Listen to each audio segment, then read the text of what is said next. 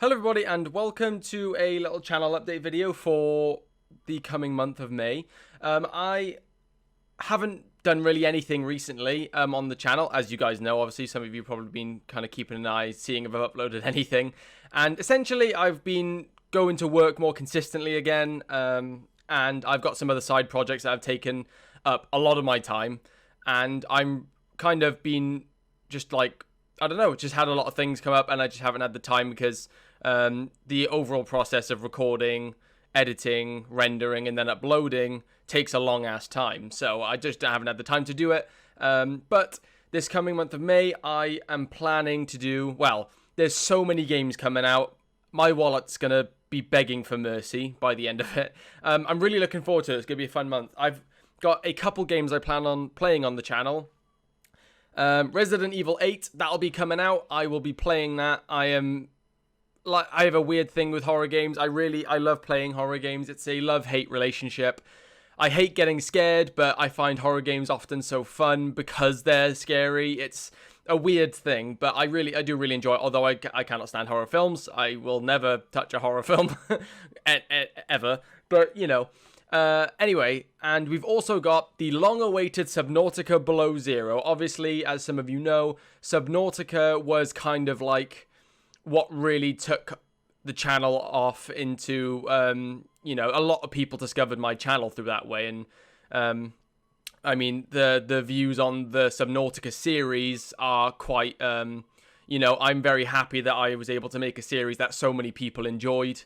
And really, like, I mean, so many, I still, to this day, like, every month I get, like, you know, around, like, 5-10 comments on those videos about people saying, you know, I really enjoyed it, I binged watched the series, and for those, if any of you are watching, thank you. It's been more than a pleasure to play that series, and it was just, I don't know, that game has a real special place in my heart because there was so much, like, of a really nice community sense around it, and it was the first time I ever felt like I really had an audience to kind of play to, if that makes sense. And it was, I don't know, I just really enjoyed that, and a lot of people over the months and ever since that series finished, and whoever came along and finished the series and watched it all the way through, I do get messages and comments saying, will you be playing Below Zero? Will you be playing Below Zero?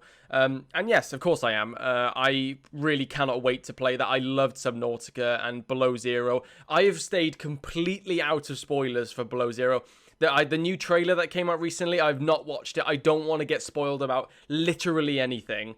The only thing I know about Below Zero is when I played on the channel. I did play it on the channel in the earliest alpha. I think it was alpha build. And there was basically nothing in the game at that point. It was like really empty. There was like those the glow whales, I think they were called. That was it. That was the only cool creature that I really got to. And there was a couple of the smaller creatures. But the biomes hadn't been done. Really nothing was in the game at that point. There were no Leviathans in the game. And no doubt, obviously, there's going to be some new Leviathans that have been added.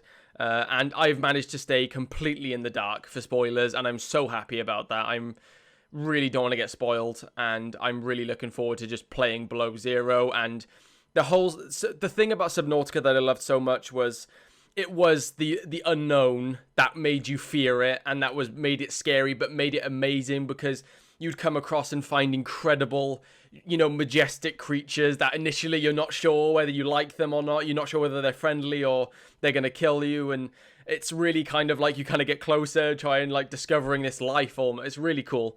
And, you know, there's no like linear, although I know Below Zero does have a more of a structured story in it compared to the Subnautica. But Below Zero is like, I can't wait. It's going to be fun. It's going to be fun. And I'm sure many of you are looking forward to seeing my playthrough as well.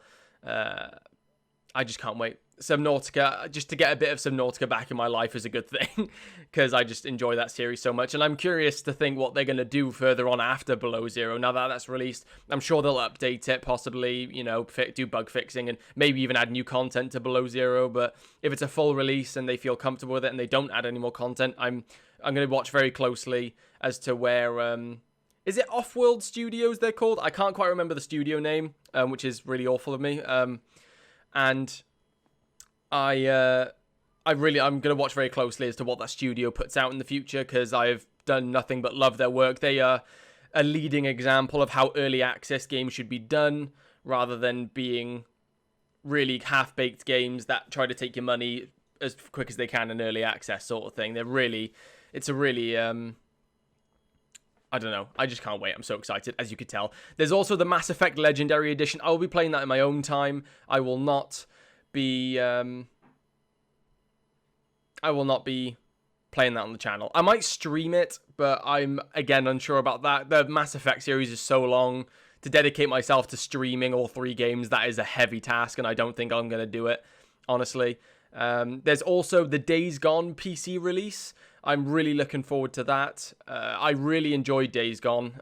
It didn't get, like, a whole lot of praise. Like, a lot of people liked it, but I think that game is very, what's the word? Underappreciated. I think that game really did a lot of stuff right, and the PC version looks great. I cannot wait to play that through on PC. I may do a video on Days Gone. If it is, it's not going to be like a typical Let's Play. It'll kind of just be like a, just moments, funny moments, whatever. Just like random fun bits from when I'm playing. Maybe I'll stream it. Again, I'm entirely unsure, because Resident Evil 8 and Subnautica Below Zero are going to take up a lot of my time. I'm going to try and finish Resident Evil 8 as quick as I can. But again, I'm not sure how big the game's going to be. I've stayed completely in the dark for Resident Evil 8 2. I haven't... Resident Evil 8 Village. I haven't even... I haven't seen the demos that have come out. I've obviously seen the trailers and the gameplay that I covered on the channel here. That I've seen. But the recent demos that have been released and whatnot, I haven't seen them, and I don't really want to. I did get spoiled on one thing, and... spoiled. It's the thing that's in the demo. It's not like someone leaked a spoiler. So if there's anyone who's trying to stay away from anything Resident Evil 8, skip ahead a bit now. Probably about 30 seconds and you'll be fine. But I did see a bit that the lady, the really, really tall, like 9 foot tall, Lady Dimitrescu or something like that. She's a bit like Mr. X. She acts like that. She wanders around the castle. I've seen like a little bit on a thumbnail of a YouTube video, so that I know. But aside from that, I absolutely know nothing about the game. I know absolutely zero about Resident Evil 8. And I'm really looking forward to it. I really enjoyed Resident Evil 7. I enjoyed Resident Evil 2 Remake, Resident Evil 3 Remake. I've never played any of the originals, really. Apart from Resident Evil 5, I played that on the channel. I've obviously put a video up on that on the channel, which was a great video to do. I really enjoyed that.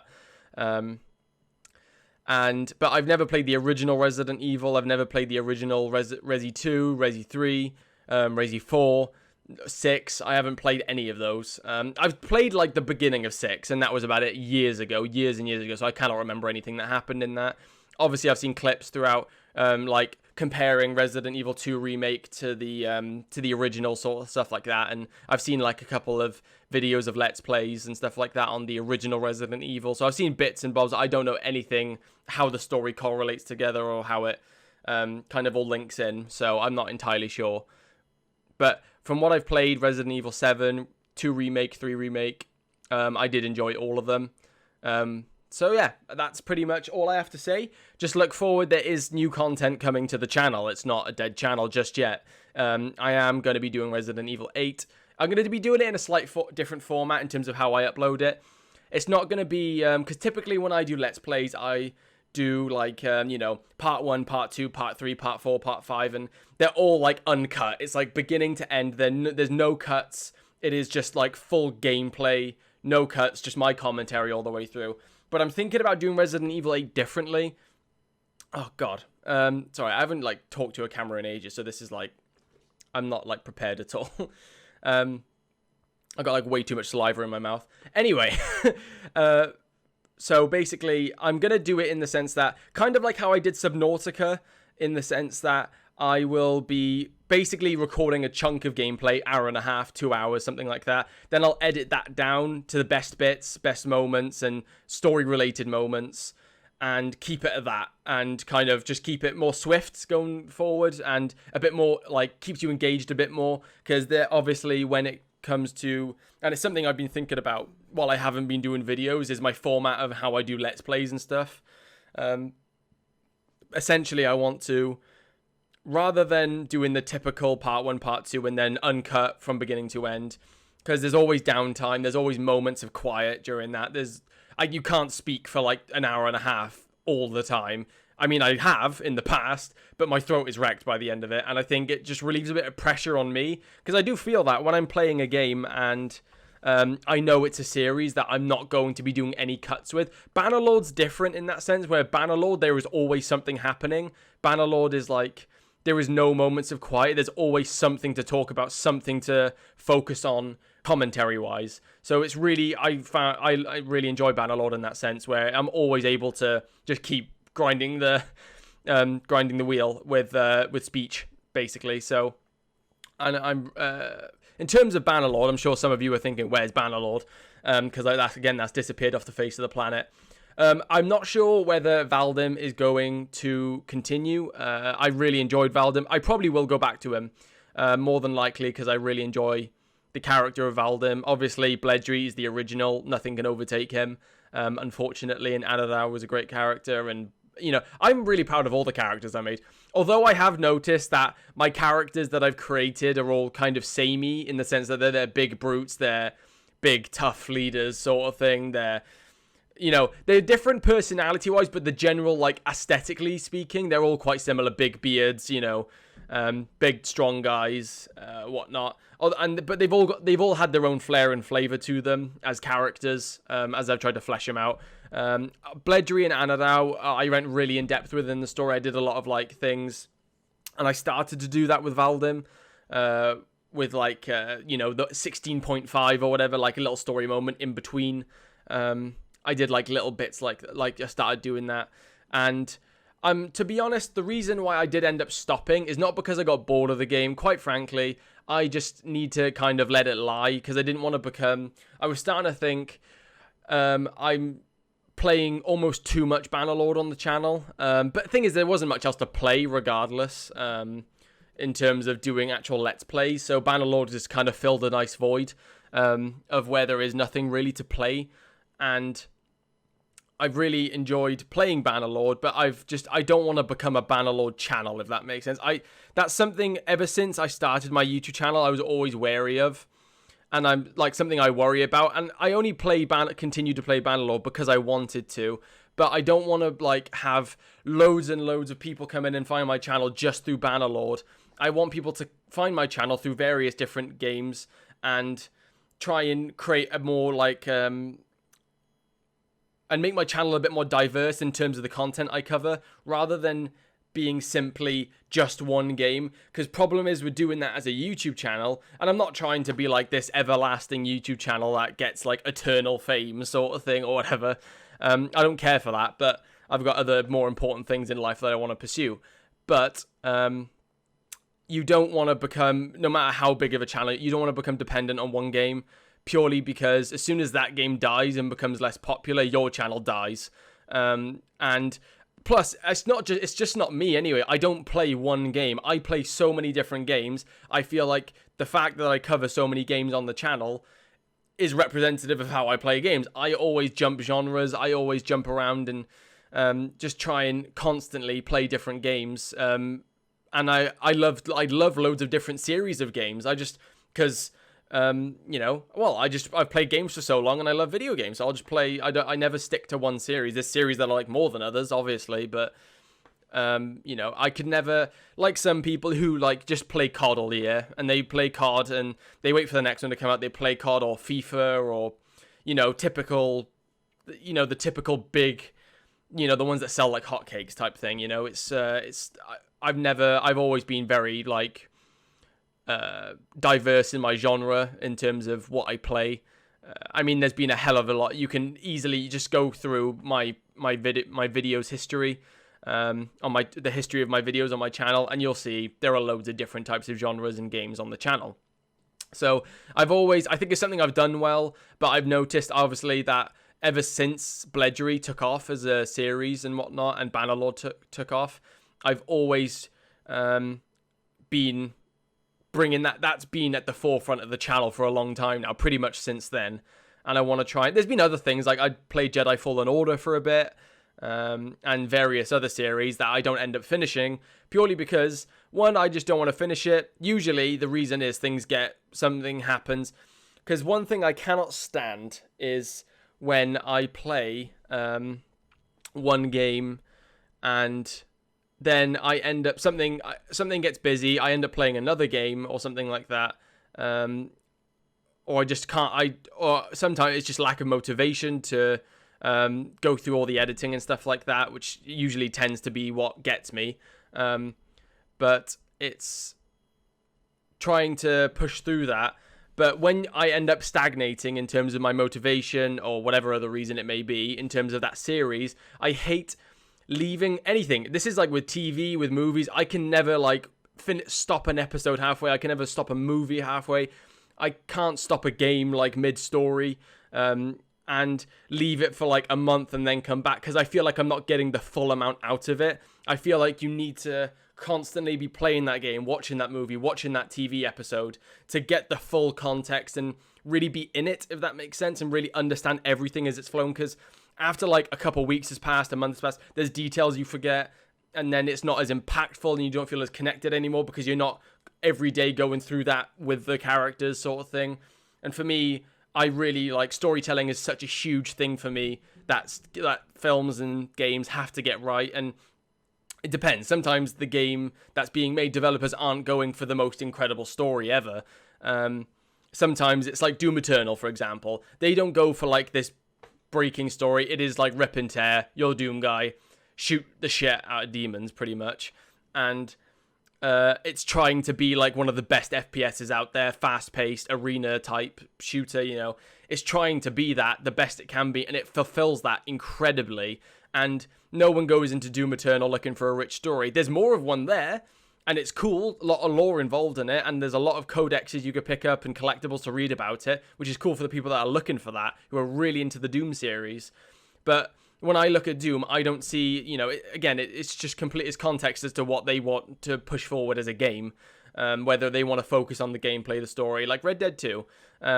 They focused on the story, so hopefully the story will be really good, and that's what you go into Red Dead 2 for, is that really engrossing, amazing story. And while Red Dead 2 didn't tell a new story, it's been done before, but they did it so well that it's just like amazing, because they've done that story that's been done before, but done it in such, I think the medium of video games is really the next, in terms of storytelling, it is really more engrossing than movies or TV shows for me, because you are with these characters for a very long time. They're able to breathe. Video games are able to breathe and tell stories in an entire depth that movies could never do.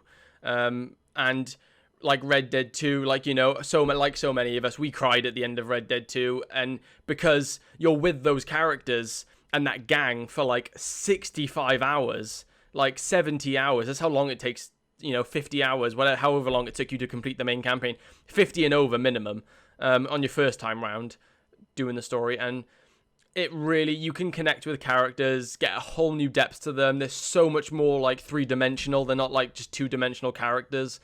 It's really, and for the games that want to go for that, like Witcher 3, for example, again, 50 hours in the main story, you really connect with the characters. You see how much they go through in that 50 hours. You're playing them that entire 50 hours, and then when the story comes to an end and ultimately you've done everything in the game, you have to say goodbye to those characters. And in terms of the story, it's more impactful rather than doing all the side content and stuff like that. But like the ending of Blood and Wine, for example, in Witcher 3, like, with Witcher 3, you've got the main story, 50 hours. You've got all the side quests on top of that 50 hours. So mixed in, usually it takes about 100 hours to beat Witcher 3 in its entirety. And I usually, when I play games, I try to balance out the amount of main story versus side quests I'm doing to kind of keep it more full of an experience. Rather than go streamlining main story or streamlining side quests, I don't do either, really. I kind of just keep bouncing between them to kind of meld them together, because it really makes it feel like it's one more congruent story to an end, if that makes sense. And usually I try to time it so I complete the side quests, majority of the side quests, before I finish the game, like with Skyrim and stuff like that. And it really makes you connect with the characters, because you're with them for that much longer. And then you've got Heart of Stone and Blood and Wine. That adds like another like 45 hours, 50 hours of story content, both of those combined. And at the very end of Blood and Wine, it's again just very hard hitting because you're with those characters for so long. It's like, okay, damn, this was like a really amazing experience. I really enjoyed these characters. I really enjoyed the dialogue, the storytelling, all the different aspects that they got right, the fascinating world they're trying to explore, and they show you, and they really make you connect with all these different characters. You hate certain characters. Well, hate's a strong word, but you see like different motivations and stuff like that. I think it's always fascinating to with really long video games in that sense, who really try to reach for that depth. Some don't do it as well as others. Like Days Gone, I mentioned earlier in the video, it's not necessarily it's not a very in-depth story if you think about it. It's a pretty, spoilers for those who haven't seen Days Gone and who wish to experience it for the first time, probably click off the video because I'll be finishing it after this. But Days Gone is like, not, it's, zombie apocalypse, he thinks his wife's died, and then he finds out his wife's, actually, he all of a sudden has hope that his dead wife is actually alive and was alive the entire time. And then their love tries to transcend the horrible situation, and they also try to do right by his friends and stuff like that. It's like a bit more run of the mill as a story, but the voice acting and the dialogue and the emotional beats and impacts of the story really run well with it, and it really kind of sets them off in a way. There's a couple of like issues with it, pacing issues in terms of like the flashbacks and stuff like that. But because at the beginning it's like, oh, hang on, what the hell? These flashbacks are really weird and out of place. And then as it goes on, it makes more sense, and it starts to tell itself. So the beginning of the Days Gone is probably the weakest at the point that Days Gone is at. It's like from in terms of storytelling, and then from like the quarter of the way in, you're like, okay, and then it starts to pick up, and it only gets better up until the end. And the gameplay is really fun. The horde mechanics is amazing. The horde mechanics are amazing. It's tense. It's not easy. It's not an easy game to travel around in, and the motorbike, feels amazing when you're driving it with a controller and stuff like that. And Deacon's a really cool character, and who actually voiced Darth Maul also in the Clone Wars series and various other episodes, like in Rebels and stuff like that, which is so cool. And I really like him as an actor, and he did a really good job, I think, with Deacon St. John. Who's like a biker gang member and stuff like that. And it's a typical story, but they've got this different like little bits of flair and their own spin on the whole zombie genre as well. I think it's just done really well, Days Gone. There's obviously moments that are iffy and in the story, but I think it's overall a really good game in terms of that. But that's what I mean. It's like, I just feel like games can... I went on a whole rant here, and I did not mean to. I just went on a tangent about how much I love video games. I'm such a nerd. Anyway, regardless, that is all I have to say. Resident Evil, Subnautica Below Zero, and maybe Days Gone on the channel in May, and we'll try and do our best and play that, and I'm terrified of Resident Evil 8. That's going to come first, obviously, because that releases before Subnautica Below Zero, and then Below Zero will happen, and I'm really looking forward to playing that, because that game can also be scary, very terrifying, judging by what Subnautica was like, but also being an incredible experience as well. And Subnautica has an emotional sense to it for me, and I don't know why. I don't know, it's because there's a lot connected to that game with me, and how much time you spend in Subnautica and the way they introduce everything. It's very, I don't know, it somehow manages, through not guiding you through the game, ends up, because you're trying to find your own way through, you end up connecting with all, like, stuff that happens and stuff. It's really weird, I don't know, I can't explain it. Emotional things.